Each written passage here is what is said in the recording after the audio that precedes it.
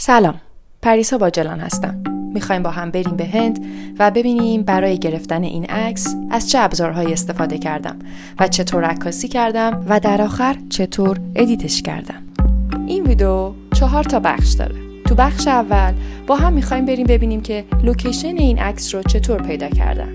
در حقیقت در مورد لوکیشن یابی برای گرفتن یک عکس با برنامه میخوایم با هم صحبت کنیم. تو بخش دوم میخوایم با هم ببینیم که از چه ابزاری برای گرفتن این عکس استفاده کردم و چه فیلترهایی. تو بخش سوم روز خود خورشید گرفتگیه. میخوایم در مورد تنظیمات دوربین صحبت بکنیم. تو بخش آخر یا بخش 4 با هم میریم ببینیم که چطور این عکس رو ادیت کردم. با لباس هندی اومدم به پیشوازتون چون که قراره چند ثانیه دیگه با هم بریم به هند. در روز 1 تیر خورشید گرفتگی حلقوی اتفاق میفته که از شمال غرب ایران مثلا ارومیه میشه خورشید گرفتگی جزئی 35% دید و در جنوب شرق ایران مثلا پسابندر حدود 97% سطح خورشید با ماه پوشیده میشه و توی این نوار پررنگتر هم خورشید گرفتگی به صورت حلقوی دیده میشه. ما چند ماه پیش تو هند تجربه مشابه داشتیم و از همه مراحل خورشید گرفتگی حلقوی عکاسی کردیم. امیدوارم دیدن این تجربه به شما برای ثبت و تماشای خورشید گرفتگی پیش رو و خورشید گرفتگی های آینده بتونه کمک بکنه.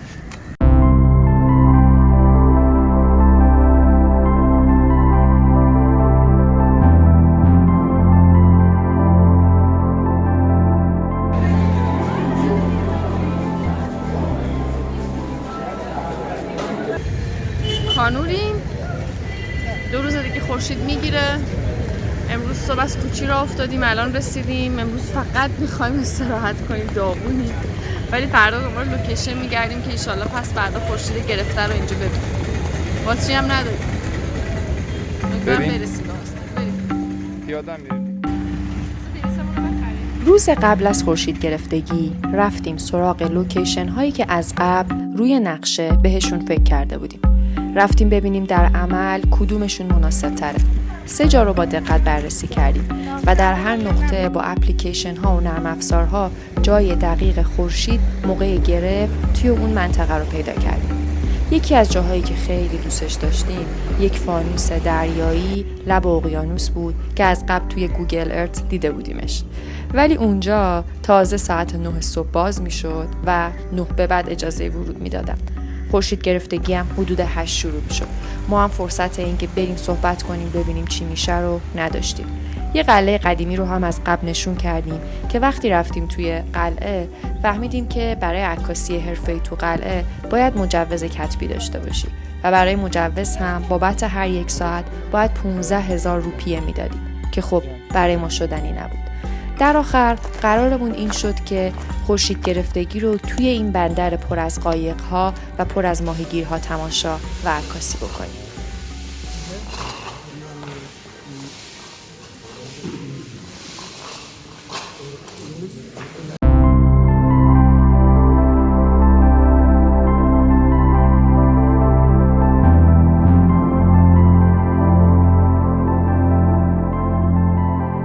یکی از نرم افزارهاییه که من برای برنامه‌ریزی عکاسی گاهی ازش استفاده می‌کنم. فوتو افمریز هست اسمش و اینکه ورژن آنلاینش و تحت وبش یک بخش زیادی از در حقیقت امکاناتش رایگانه و به راحتی میتونید ازش استفاده بکنید. این نقطه‌ایه که من برای گرفتن این عکس اونجا ایستادم و سپایه رو گذاشتم و این 2 بندرگاهی هستن که توی کادرم مشخصه، این قسمت خاکی که اومده داخل دریا و این یکی قسمت. و اینکه اینجا شما میتونید با حرکت دادن این المان ببینید که خورشید توی چه مسیری داره توی فضای شما حرکت میکنه.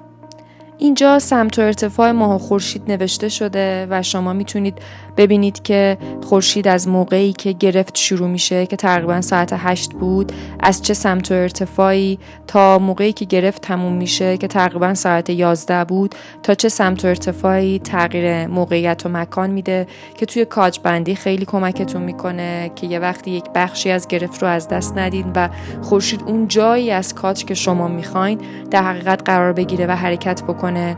با استفاده از این اطلاعات میشه به راحتی کادر مورد نظر رو بست که همون جوری که میخوایم بشه و هیچ بخشی از گرفت رو از دست ندیم. یک سری جزئیات دیگه هم داره که اون مربوط به وقتیه که شما یک سوژه‌ای در دوردست دارین که اون براتون خیلی اهمیت داره. این نقطه دوم اون سوژه‌تونه.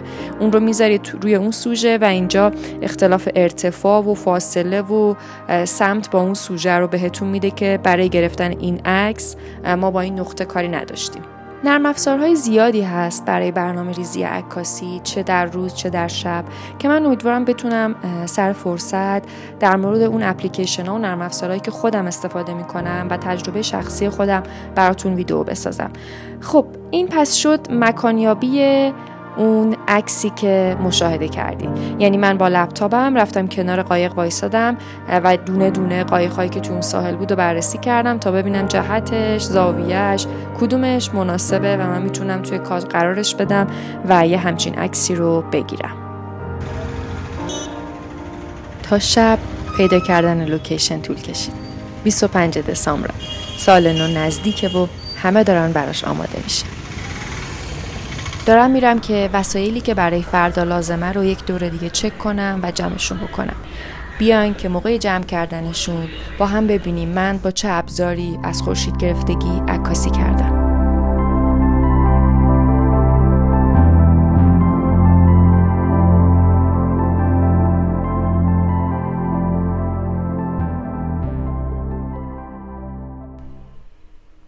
این دوربینیه که من باهاش فقط از خود خورشید عکاسی کردم.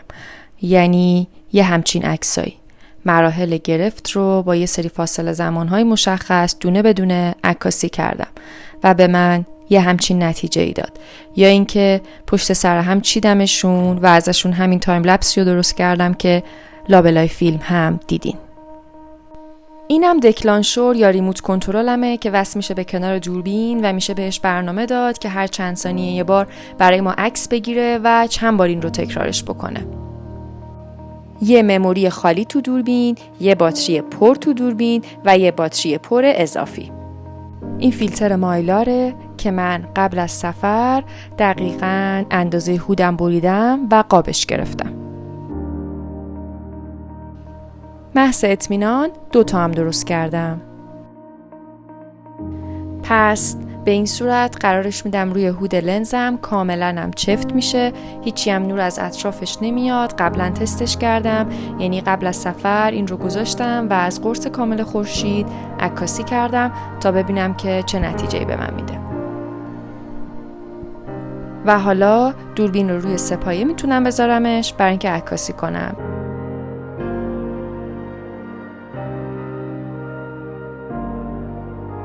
اینم از دوربینی که این عکس رو گرفته که ما بیشتر بحثمونم سر اینه که چطوری یه همچین عکسی بگیریم. یه باتری اضافه، ریموت کنترل و نگهدارنده های فیلتر و خود فیلترها.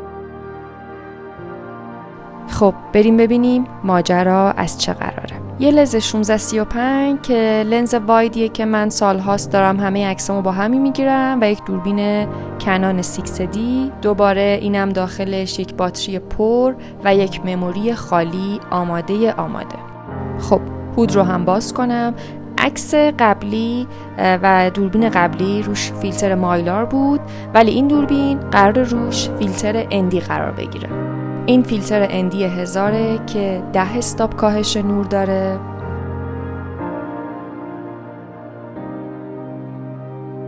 دو تا فیلتر اندی دیگه هم دارم که اگر تاریکی بیشتری میخواستم و میخواستم نور محیط رو کمتر بکنم میتونم از اون دوتا هم استفاده بکنم که اونها اینجوری وصل میشن.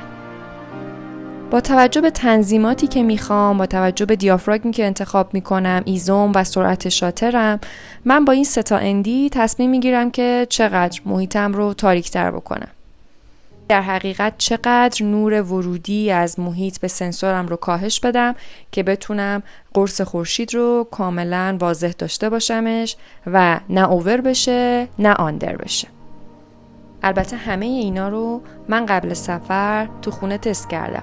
از قرص خورشید عکس گرفتم با فیلتر اندی 10 استاپم، به علاوه اون دوتا، بدون اون دوتا. منظورم اینه که این تست ها و این آزمون و خطاها رو برای روز خورشید گرفتگی نباید بذاریم. این فیلتر اندی 8 که 3 استاپ کاهش نور داره. این فیلترها گریجویتن. یعنی چی؟ یعنی این که قسمت بالاش 3 استاپ کاهش نور داره و میاد میره به قسمت پایین فیلتر که میرسه یک شیشه بدون هیچ گونه خاصیت اندی و کاهش نور میشه. و چون من میخوام آسمونم تاریک بشه، این رو کاملا هل میدم به سمت پایین که اون قسمت تیرش و اندی 8ش بالای تصویر منو کاملا بپوشونه. یه اندی دیگه هم دارم که این اندی 4 2 استاپ نور رو کم میکنه. اگر لازم باشه و من کاهش نور بیشتری بخوام، این رو هم میتونم روی هولدر نصبش بکنم. خب این دوربینم الان آماده است که از خورشید گرفتگی عکاسی بکنه. حالا باید برم همه اینا رو بچینم داخل کیفم با یه مقدار خوراکی و آب و یه زیرانداز، آماده بشم برای فردا.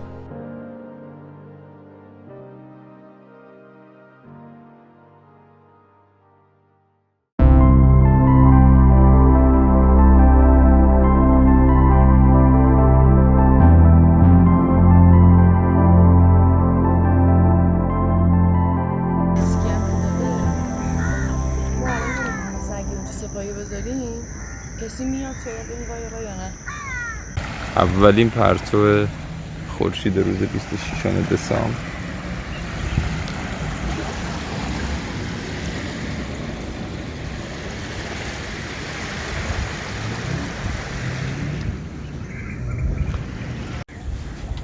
فریسا خانم چه خبر؟ سلامتی.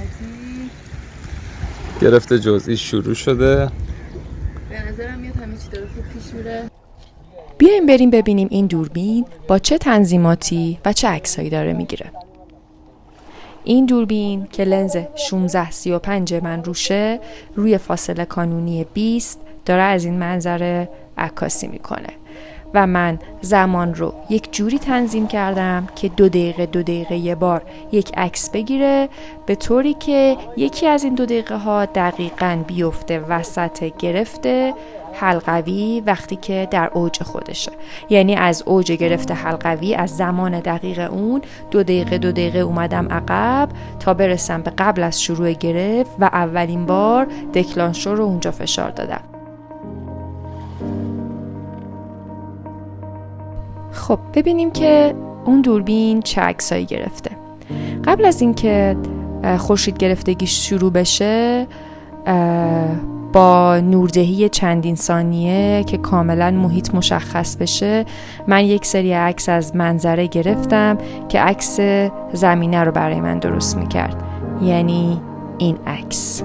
و بعد وقتی که خورشید گرفتگی شروع شد، من از مراحل گرفت 2 دقیقه یه بار عکاسی کردم و عکس هایی رو دارم که تمام محیط تاریکه و من فقط خورشید رو میبینم اینجوری. یه نکته که باید خیلی حواستون باشه اینه که تو تمام مدت عکاسی از اول تا آخر گرفت جای سپایتون به هیچ عنوان نباید تغییر بکنه. کادرتون برای گرفتن یه همچین عکسی نباید تغییر بکنه. فاصله کانونیتون نباید تغییر بکنه. من هم سعیم و تلاشم بر همین بود، ولی اتفاقی برام افتاد. آب بیشتر از اون چیزی که فکر می‌کردم بالا اومد و به خاطر همین باعث شد که سپایه تکون بخوره و عکس من به این حالت در بیاد. یعنی بعضی از مراحل گرفت جاشون تکون خورده باشه توی کادر، که من در نهایت توی ادیت توی مرحله آخر اینها رو همه رو یک خطشون کردم و توی یه مسیر یکسان و همون جایی که اگر کادر تکون نمیخورد میبودن گذاشتم. یه اتفاق دیگه هم برای من افتاد، اونم این بود که اینجا میبینیدش. چند تا از مراحل گرفت رو یک ابر نازکی روی خورشید رو گرفته بود و باعث شده بود که خورشید توی اون چند دقیقه تیره تر بشه و من توی یکی از ورژن هایی که ادیت کردم گذاشتم اون تیرگی رو بمونه و توی مابقیشون اصلاحش کردم و تمام خورشید توی تمام مراحل رو یک رنگش کردم. হ্যাঁ বিয়ে করুম তো ওই বাস আর যাক 2-4 বছর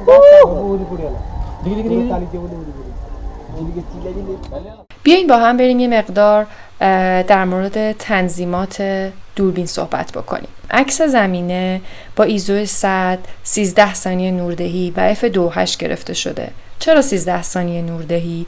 برای اینکه فیلترهای اندی رو روی عکس زمینه برنداشتم. چرا برنداشتم؟ برای اینکه میخواستم تایم نوردهیم رو بتونم زیاد بکنم تا اینکه آب حرکت بکنه و حرکتش توی تصویر ثبت بشه. و بعد میریم سراغ عکس‌های تکی تکی که از مراحل گرفت انجام دادم. اولیش و شروع گرفت جزئی با ایزو 100 سرعت شاتر 160 و f13. به اوج گرفت که رسیدم ایزو 100 سرعت شاتر 160 دیافراگم 13 و در انتهای گرفت ایزو 100 سرعت شاتر 1320 و f14.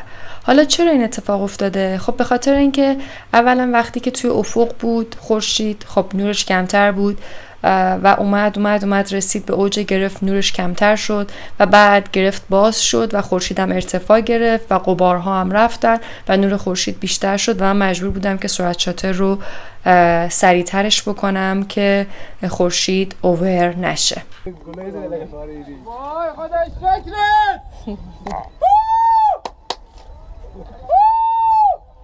یه نکته رو که باید در نظر بگیرین اونم اینه که همه این مواردی که من بهتون میگم برای گرفتن این عکسه و تجربه شخصی منه. میخوام بگم این همه ماجرا نیست. انواع و اقسام حالت‌ها هست و ایده ها هست و مدل‌های مختلف عکاسی از خورشید گرفتگیه و تنظیمات و نوع عکاسی که شما میکنید به ابزارتون هم خیلی بستگی داره. ممکنه شما با یک لنز دیگه عکس بگیرین، روی یک فاصله کانونی دیگه بذارین، یک دیافراگم دیگه رو انتخاب کنید، فیلتر اندیتون استاپش متفاوت باشه و خیلی چیزهای دیگه. پس اینا دقیقاً کاری نیستن که همه آدم‌ها انجام میدن. اینها فقط روشی هستن که من برای گرفتن این عکس انجام دادم و همه ماجرا نیست. محمد کامل شد.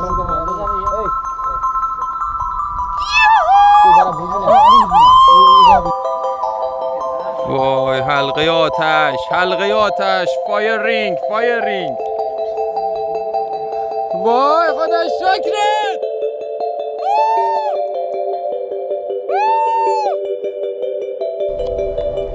این دوستان همه از ماهیگیرای همین بندر بودن. ماجرا براشون جذاب شده بود و از اول خورشید گرفتگی تا آخرش با ما بودن. درسته که زبون هم رو نمیفهمیدیم ولی با چند تا کلمه مختصر و زبون اشاره 3 ساعت خاطره انگیزی رو برای ما ساختن.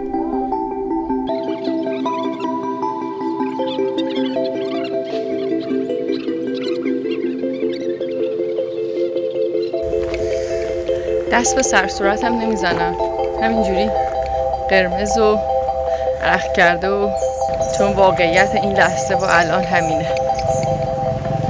خورشید گرفتگی تموم شد. بریم یه جای پیدا کنیم بشینیم عکس خورشید گرفتگی رو ادیت کنیم.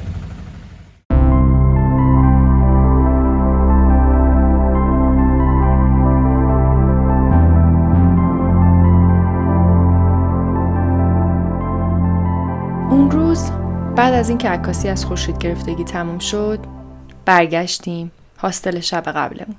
صبح که وسایلمون رو جمع کرده بودیم کولمون رو اونجا امانت گذاشته بودیم تا بعد از خورشید گرفتگی برگردیم و تحویلش بگیریم. به قدری خسته بودیم که وقتی برگشتیم هاستل ازشون خواستیم که 2 تا تخت رو ما برای یک نصف روز ازشون کرایه کنیم. اونا هم قبول کردن و با یک قیمت پایینتری ما مجدداً 2 تا تخت توی اون هاستل گرفتیم که هم یه درازی بکشیم هم همونجا من عکسای خورشید گرفتگی رو ادیت بکنم. محمد رفت بیرون یه سری خوردنی و خوراکی بگیره تا یه دلی از عزا در بیاریم و یه ذره استراحت بکنیم. منم نشستم پای لپتاپ.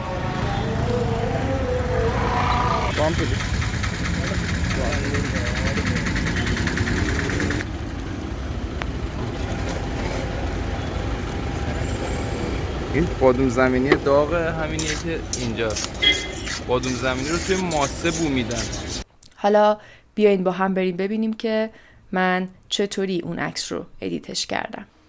من همه عکسایی که میخوام ادیت بکنم رو توی لایت روم بازشون میکنم. معمولاً ادیت رنگ و نور و وایت بالانس و همه ادیت های اولیه رو من توی لایت روم انجام میدم. عکس ها رو دونه دونه میتونم توی تب دیولپ باز بکنم و با این منو بغل که تقریبا هر چیزی که توی کامرا راریدر فتوشاپ هست اینجا هست، من ادیت های مورد نظرم رو انجام میدم و بعد همه این لایه ها رو که 41 از مراحل خورشید گرفتگی حلقویه سلکت آل میکنم، کلیک راست میکنم و میرم توی قسمت ادیت این اوپن از لیر این فتوشاپ و همه این 41 عکس رو توی فتوشاپ لایه روی هم لایت روم برای من باز میکنه. به این حالت الان من اینجا 41 لایه دارم که همشون تماما مراحل گرفت خورشیدن که شما دارین لایه آخر رو خورشید رو اینجا میبینید. مود همه این لایه ها باید از نورمال به لایتن تغییر پیدا کنه. به این صورت لایه زیری خودشو نشون میده. دوباره لایه بعدی از نورمال به لایتن تغییر پیدا میکنه و من بقیه رو قبلا لایتنشون کرده بودم. حالا من 41 عکس دارم که مراحل گرفت خورشید رو به من نشون میده.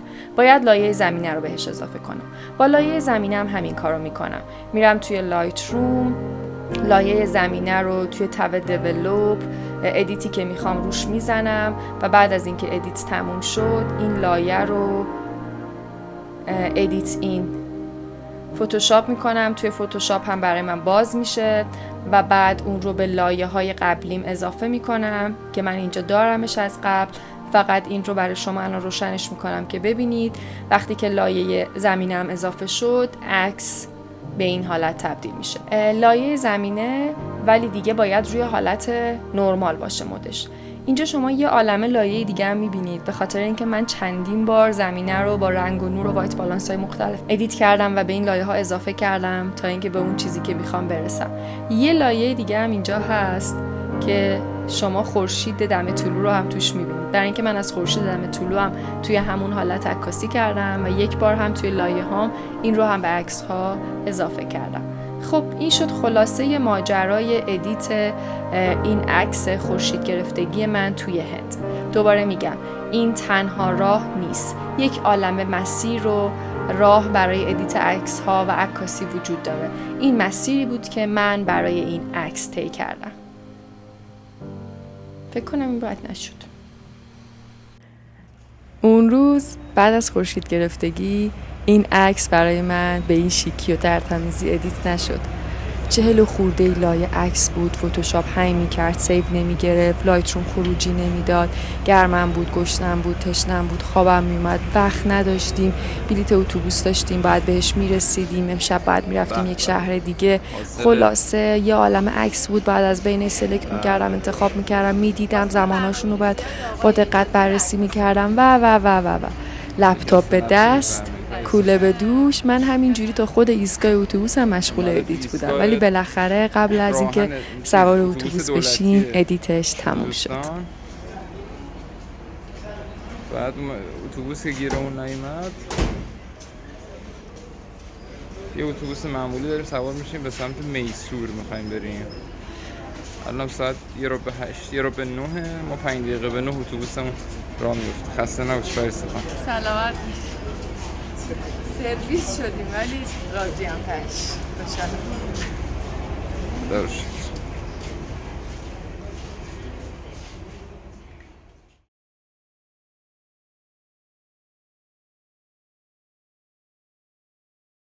چیزی تا یک تیر نمونده. خورشید گرفتگی حلقوی که از ایران هم تا 97% به صورت جزئی دیده میشه. چند تا کشور فارسی زبان دیگه هم هستن که این خورشید گرفتگی رو به صورت جزئی میتونن ببینن. افغانستان، ازبکستان، تاجیکستان، هر جای دنیا که هستین امیدوارم که از دیدن این پدیده لذت ببرین. توی کشور همسایه‌مون پاکستان هم این خورشید گرفتگی به صورت حلقوی دیده میشه. فقط یه نکته رو دقت بکنید. به هیچ عنوان به صورت مستقیم و بدون فیلترهای رصد خورشید گرفتگی و عینک‌های مخصوص خورشید گرفتگی به خورشید نگاه نکنید. خیلی برای چشم شما ضرر داره. این لباس هم لباس بلوچیه. با این لباس اومدم به بدرقتون به خاطر اینکه چند روز دیگه راهی سیستان بلوچستانیم تا در اونجا خورشید گرفتگی رو ببینیم و عکاسی بکنیم. شاد باشین.